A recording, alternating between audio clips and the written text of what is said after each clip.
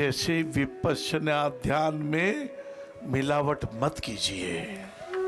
विपश्यना का अर्थ है विशेष रूप से अपने अंग प्रत्यंग को देखना, जैसे हमारे अंदर के फेफड़े, इनको हम मन की आंखों से ही देख सकते हैं। जब हम पलकें बंद करें और मन की आंखों से अपने शरीर को देखते हैं, हमें लगेगा रोम रोम में कुछ संवेदना है, कुछ फुप्पस, कुछ बुलबुला, कुछ उठा फूट गया।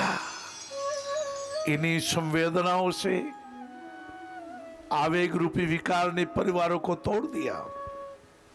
इन्हीं संवेदनाओं की कुछ ईर्ष्याओं ने घरों में दीवारें पैदा कर दी। पड़ोसी नाराज हो गया, भाइयों का प्रेम टूट गया। ना ना ना, ऐसा मत कीजिए। जब विपश्यना में एक एक कोशिकाओं को देखें, ये अनुभव करें अनित्य है। इस कोशिकाओं का संवेदना बदल रही है। ये रोज एक शरीर की नहीं रहती। कभी ये पतली होती, कभी मोटी होती है, कभी छोटी होती है। क्षण भंगुर है। क्या हमारा जीवन वैसा नहीं? छोटे थे ये फेफड़े भी पहले कहते हैं लाल रंग के, फिर कार्बन डाइऑक्साइड शुद्ध करते गए भूरे रंग के हो गए। कहते हैं 400 करोड़ फुप्पस इन फेफड़ों में, 2 फेफड़ों में 400 करोड़। जैसे मधुमक्खी का छत्ता, जैसे मधुमक्खी ने छेद कर दिया हो 400 करोड़। ऐसा शरीर भगवान ने दे दिया। हमारी ऐसी त्वचा ईश्वर ने दे दी। 1 सेंटीमीटर में 400 के करीबन छिद्र। हमारे पूरे शरीर में 5.5 फुट बाई 2.5 फुट। कहते हैं शरीर का सबसे बड़ा अंग। यदि कोई आपको पूछे, आप निसंकोच कहेंगे हमारे त्वचा रूपी अंग। ये हमारे त्वचा रूपी अंग क्या लाए थे, क्या ले जाएंगे? बचपना बीत गया। कभी जन्मे थे, कभी थालियां बजी होगी, कभी लड्डू बंटे होंगे, कभी जलेबी बंटी होगी। और धीरे धीरे एक पिताजी ने कहा, बेटा ये किसकी आवाज है? एक कोयल की आवाज थी। कोयल की आवाज थी। बेटे ने कहा कोयल है। थोड़ी देर बाद पिताजी पुनः पूछते हैं, बेटा ये किसकी आवाज है? बोला आपको गाना सुनाई नहीं देता क्या? बार बार पूछते हो, मेरा समय खराब करते हो।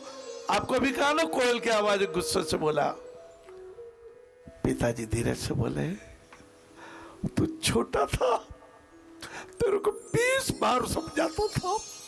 एक बात को तो 20 बार पूछता था और मैं 20 बार उसका उत्तर देता था। अरे अब आगे, अब मैं व्रत हो गया। 2 बार पूछने पर तू क्रोधान्वित हो गया। ये क्रोध से स्मृति भंग होती है। स्मृति भंग होती है तो मनुष्य का विनाश हो जाता है। आइए अपनी स्मृति को भंग न होने दे। अपने विवेक को, अंगद ने तो कहा था, अति कामी कामातुरम भयम न लज्जा। अति कामी कामवात कफ लोभ अपारा। क्रोध पित्त नित छाती जा रहा। वो मोह सकल व्याधिन के मूला, एहि ते उपजे बहुसूला। इस मोह ने बहुत सताया है। इस मोह ने जो तराजू हमारे हाथ में न्याय की दी थी, उसने न्याय नहीं करने दिया। जब जिस हाथ में बड़ा आम था और भतीजा उधर से आ रहा था, मैंने हाथ को ऐसा करके छोटा आम भतीजे को दिया ताकि मेरे बेटे को बड़ा मिल सके। यही मोह, यही अविवेक, यही अज्ञान।